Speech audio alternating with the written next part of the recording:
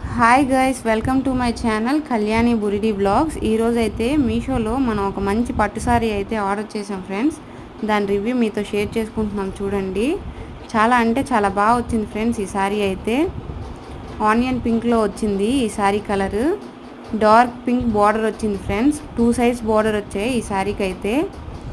Blouse part కూడా baby పింక్లో ఇచ్చారు ఈ సారీకి.